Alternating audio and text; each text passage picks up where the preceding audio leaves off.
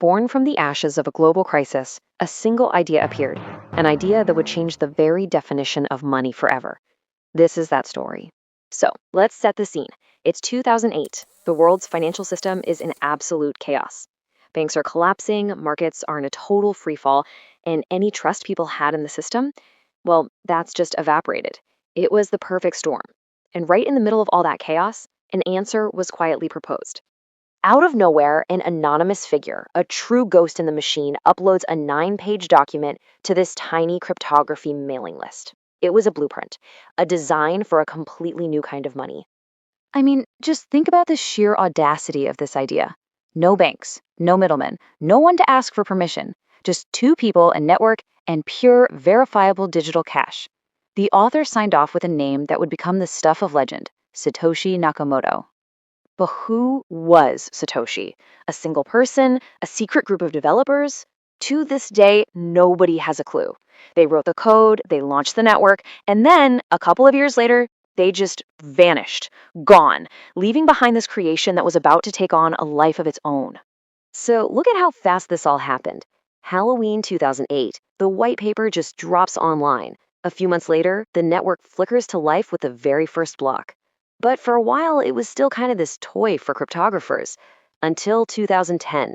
That's when 10,000 bitcoins, which, by the way, are worth hundreds of millions of dollars today, were used to buy 2 pizzas. And just like that, money was created out of thin air. And with that first taste of real-world value, the experiment started to catch on. What began as this niche hobby for a handful of programmers, well, it was about to absolutely explode onto the world stage. So you're probably wondering, how does any of this work without a bank in the middle to approve everything? The answer is this process called proof of work, or mining. Just think of it like a massive global competition. Computers all over the world are in a constant race to solve this super complex puzzle. The winner gets to validate the latest batch of transactions, and for their effort, they're rewarded with brand new Bitcoin. It's this relentless competition that both secures the entire network and creates the new coins. In the very beginning, you could literally mine Bitcoin on a regular desktop computer.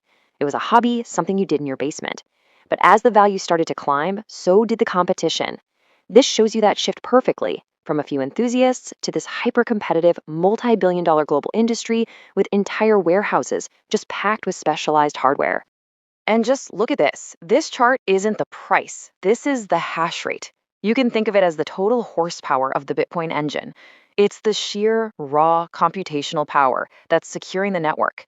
And as you can see, it just grew by orders of magnitude year after year, building this fortress of digital security, unlike anything the world had ever seen. But this kind of explosive growth, it doesn't happen in a nice, neat, straight line. No, it came with extreme volatility. Bitcoin's adolescence was a total baptism by fire, defined by these dizzying highs, crushing lows, and a relentless series of tests that really threatened to destroy it.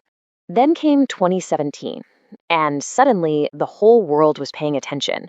Fueled by this massive speculative frenzy, the price just went vertical, rocketing to nearly $20,000 for a single coin. It became a cultural phenomenon. It really felt like a new financial paradigm had just arrived overnight. But, you know the saying, what goes up? Just as quickly as it rose, it fell. Hard. The bubble burst. All that euphoria turned into fear, and the global conversation flipped from financial revolution to digital ruin. And the important thing here is just the sheer scale of this crash. In 2018, Bitcoin lost roughly 80% of its value. I mean, so many people declared it dead for good. But here's the key thing they missed. While all the speculators panicked and ran for the exits, a very different kind of player saw a historic opportunity. Something fundamental was happening just beneath the surface. Because while all that hype faded away, the builders, they kept building. The crash basically cleared out all the noise, and it paved the way for a brand new, much more mature phase of adoption. This time, it wasn't led by hobbyists, but by some of the biggest players in the world of finance. The entire perception of what Bitcoin was began to change. What was once just dismissed as this volatile, speculative, internet funny money was now being seriously talked about by major corporations and funds as a strategic reserve asset, a store of value. It was finding its way into actual institutional portfolios. Now, this shift wasn't just a matter of opinion. It was driven by some really critical tech upgrades. You had innovations like the Lightning Network, making payments way faster and cheaper. The Taproot upgrade unlocked more privacy and efficiency. And crucially, professional custody solutions finally gave these large institutions a safe and secure way to hold the asset at a massive scale.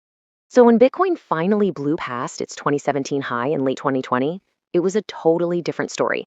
This time, the rally wasn't being driven by frantic media hype and speculation. It was being driven by quiet, consistent buying from corporations and investment funds.